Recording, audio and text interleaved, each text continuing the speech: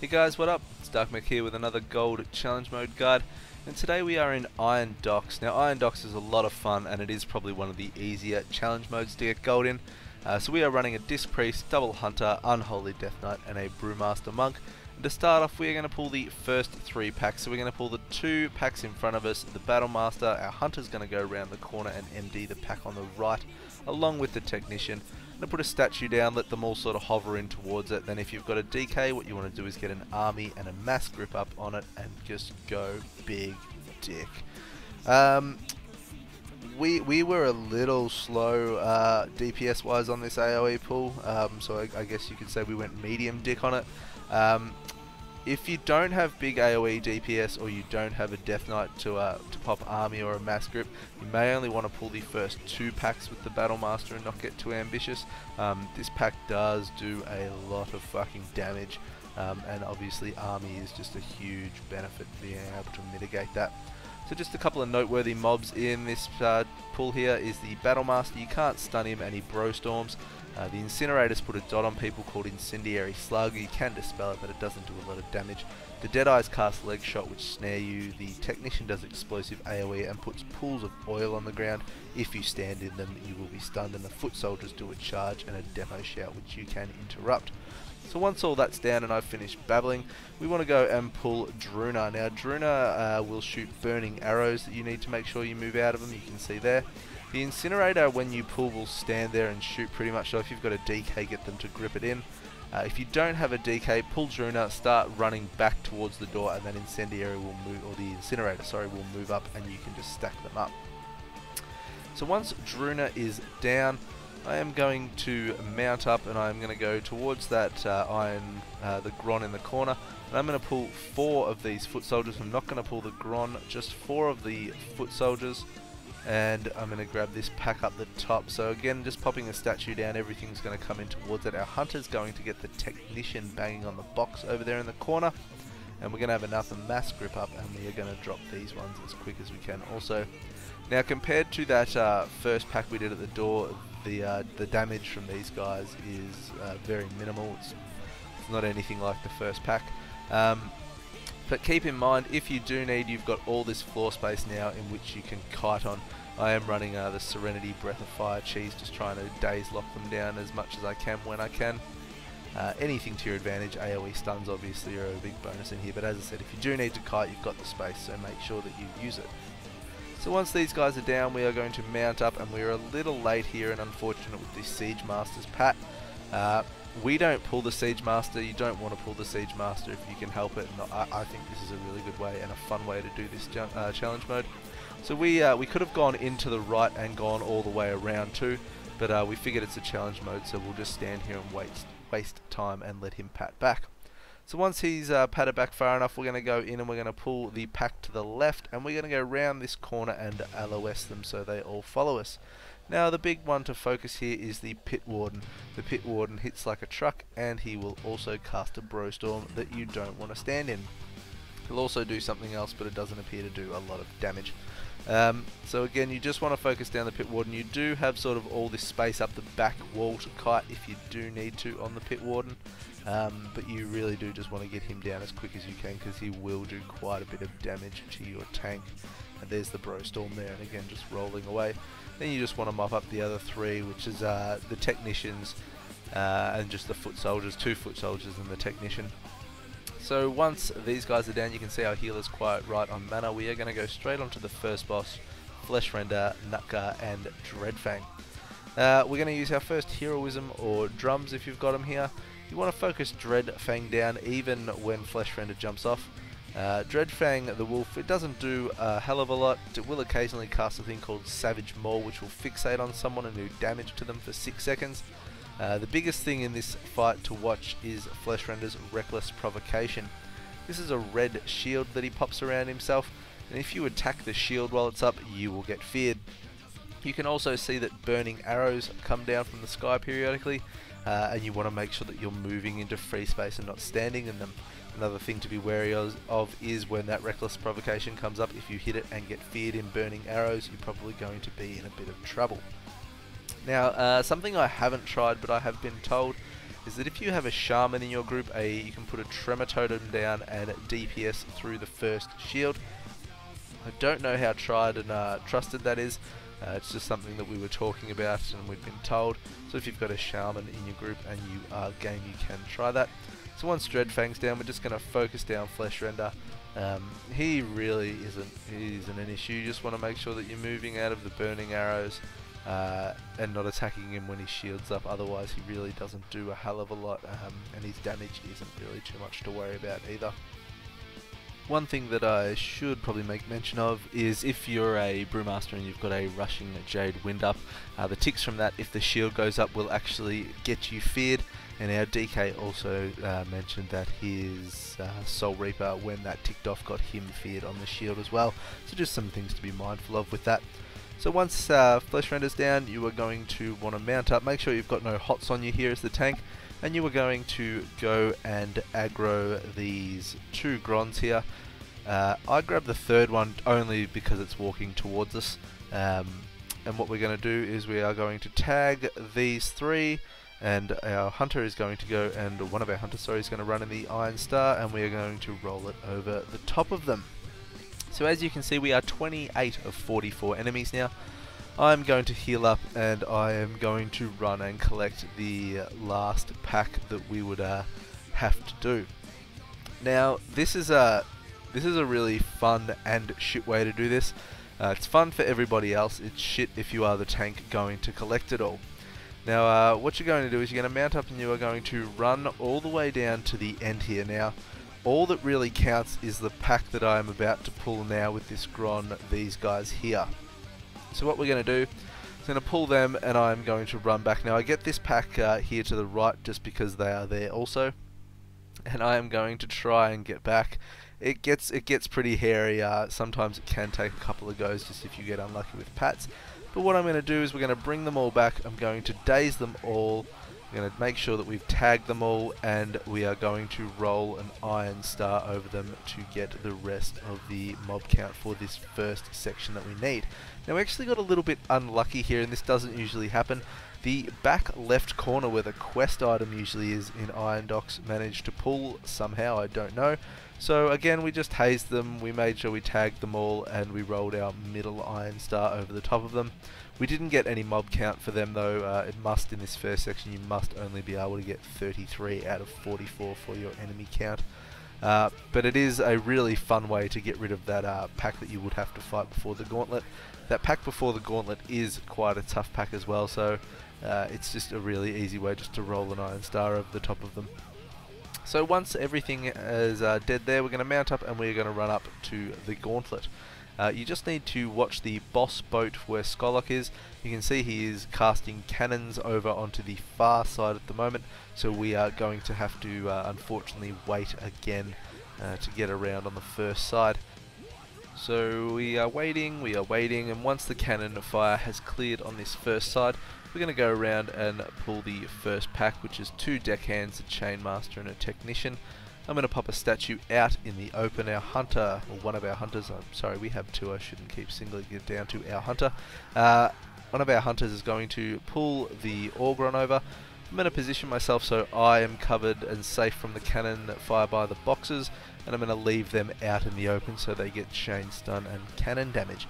Now the deckhands will do a hatchet toss, does 60k damage and puts a dot on you. They'll also cast those spinning axes you can see floating around on the ground like the Ravagers. You don't want to stand in them. The Chainmaster will increase mobs' attack speeds, and the Technician is the exact same at the start. The Orgron here is pretty much just tank and spank, and realistically what we should have done is probably moved into the middle on that little break with him. This is still fine. He's still obviously getting cannon stunned here, but it just meant we could have been on the next pack already. We try and get across, and the cannons are there, and we're a little late, but I just pop a statue out in the middle so they'll go to that and start getting some damage.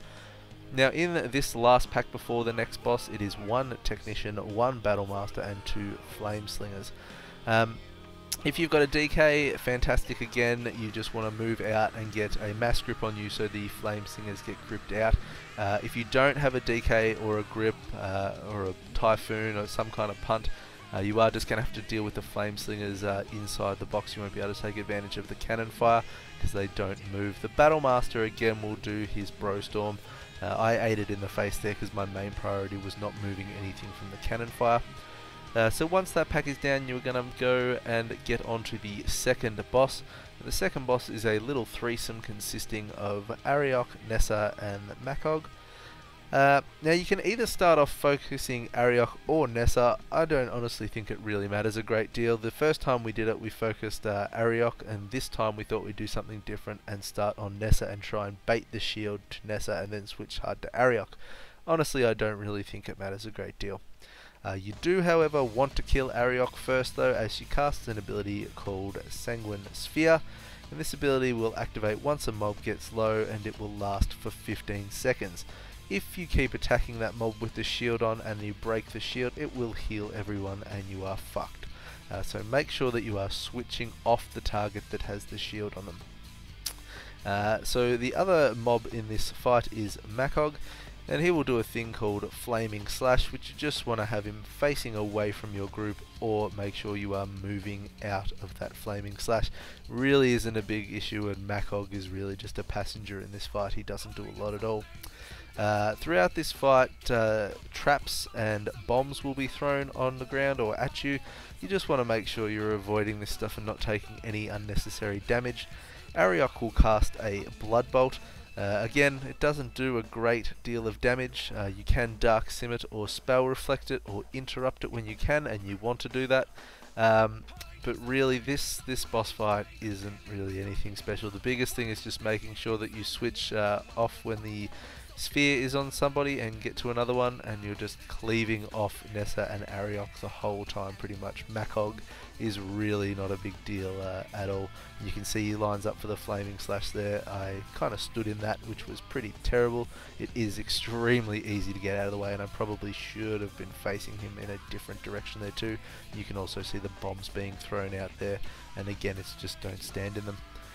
Another ability of Makog that I should have mentioned is that Lava Sweep. He'll push 2 waves of fire out whichever way he's facing and push the waves in front of him. Again, you just don't want to stand in, quite easy to avoid. And once we've got Nessa and Arika down and these 2 padding mobs come back, we are going to want to pull them onto Makog just to save time. Now I kind of screw this up. I pop a statue up there without even thinking about the fact that they will just sit there and pound on my statue. It would have been a lot smarter just to have asked one of the hunters to MD it to me, but instead I used the statue and we lose a little bit of time there. We also lose a lot of time here by having these separated. Our Death Knight, we really should have called for a grip to get that hunter down onto the cleft hoof. We do drag it, I do end up dragging it back up, but by now we've already lost a bunch of time. You can see the cleft hoof's nearly dead and the hunter is still on 70%. You can also see the hunter will drop Calatrops on the ground. You don't want to stand in them. And as I said, you do want to try and have these guys clumped up on Makog and getting them all down at the same time to save yourself time. We've easily wasted 10 seconds there. So now what we're going to do is we are going to mount up and we are going to go and die. This is probably the funnest part of this, since it's just so cool skipping mobs and dying. So you have to have a plan to do this. So our plan is that Trell, our priest, is going to die first. When she is dead, Anastrophic is going to raise her. So raise ally glyph for DKs is amazing here. Then we are all going to die and Trell is going to res us. You've just got to take advantage of whatever you've got in your group. So Druid battle reses, Warlock soulstones. If you don't have any kind of battle res options, hunters can feign death, rogues can vanish, and you can try engineering devices. You've just got to take whatever advantage you can get, and obviously the engineering devices do have a chance to fail, so you've got to weigh up whether it's worth trying, I suppose. So Trell's dead and we're just waiting on our Death Knight to res her up. The res has gone off and now we're screaming at our DK to die. You can see he's at the top of the screen there. Now he runs into die. So you just want to make sure that you get your res off and then you die ASAP, because we want the mobs to reset and we want to be able to get up and start resing as soon as possible. You can see both our hunters feign death in the corner and feel they got that great of a benefit from heroism. And you can see Jai there trying to use the engineering device on Anastrophic and it fails. So again, as I said, you may not want to put all your hopes on an engineering device, so if you can bring a druid, a DK, a warlock, something with a battle res, this is a really good way to do it. So I fuck up here. I should have been resing Anastrophic straight away, so we lose a couple of seconds there due to my fuck up. This whole dungeon could have gone probably a lot smoother. We probably could have gone probably 20 seconds faster if you remove all our fuck ups from it, but we still get gold, and again, I kind of like showing you guys videos where mistakes are made and things like that. They're a little bit more real and you know, not so perfect. I think gives people more hope to know that people can fuck up and still get gold. So on to Osha. We choose to blow our last heroism or drums on Osha. Reason being, we just felt like we'd maximise more of our DPS on Osha rather than the Gron Smash breaking up our DPS on Skullock.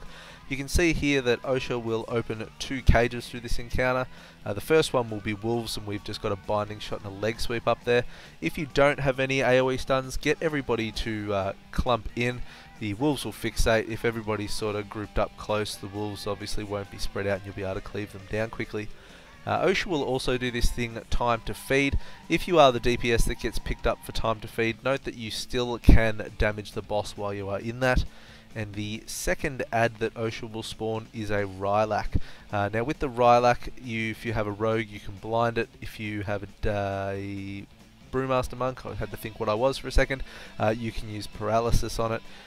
Any way you can stun it, repentance, it's an awesome way just to stun it and get Osha down as soon as you can. If you do have to kill it, just make sure that you're interrupting its cast. It'll put acid pools on the floor, and it shouldn't take too long to die just cleaving off Osha. Another thing to note, Osha will do that rending slash where it'll run forward, slashing the air. You just want to make sure that you're not standing in front of him, and that is about it. You should never have any troubles on this boss. So once he's down, we are going to make a run to the boat. You can see that Rylak despawns also, so if you do stun it, you don't have to deal with it at all. So we're getting onto the boat to do Skullock at about 3 minutes, so we are leaving things pretty close, but as you saw through this, we did have quite a number of fuck-ups. So for this last boss, we are going to focus Skullock down and cleave off him to Koromar. The reason being is that Skullock has a dickload of health and Koromar doesn't really do much if you leave him up. He'll Brostorm during the cannon barrage, which really isn't an issue. If you're getting hit with that, you've got bigger problems in here, and he'll just leap around, and again, you just don't want to be in them. The main thing with focusing Skullock is making sure that your tank and healer can survive the damage. If you do focus Skullock down, your tank will be taking quite a bit of damage with the longer both of them are up for. Now you can see here the important part is the Gron Smash and the Cannon Barrage. You want to use some kind of speed boost to get to the first box on the left, not the right. Now monks can use Transcendence to make this easy, DKs use Death Advance, druids can roar, hunters can pack, warlocks can portal. You get where I'm going with this. Fuck, if you're that amazing, you can get a warlock to put a portal where you actually get dropped down from the first Gron Smash. A hunter can take that, turn around, disengage, deterrence, and get up in a couple of seconds. It's all about just doing whatever you can manage and playing it safe. For us, I Transcendence to the first box on the left. I then use Tiger's Lust and roll up to tag him before we need to hide on a second boss. That for us was the safest option. Our hunters probably could have got up there and won, but again, you know, we're just after gold. We're not chasing realm best times or anything like that, so why put a risk to doing all this and then wiping on the last boss? So as you can see, rolling up because I forgot to put Transcendence down that time, and I'm just going to wait for this Cannon Barrage to finish. I'm going to wait for that Brostorm to go past. I'm going to Tiger's Lust. I'm going to get up there and I'm going to tag Skullock as soon as I can and stop his Cannon Barrage. So it's pretty easy. As I said, you do want to play it safe. If you didn't have a speed boost, or one of your players didn't, they could go to that first box on the right, but as long as somebody can get to the first one on the left and then get up and tag him after that, you will be fine and you won't lose too much time. You can see Zogosh joins the fight. He does nothing and he just practically melts, and we're just finishing off Koromar now. So we had about 32 seconds left on gold there by the end with all those fuck ups. So I do hope this video has helped you. I hope you've got something out of it. If I can help you guys out in any way, please do hit me up. Thank you very much for watching, and good luck with getting gold. Cheers, guys.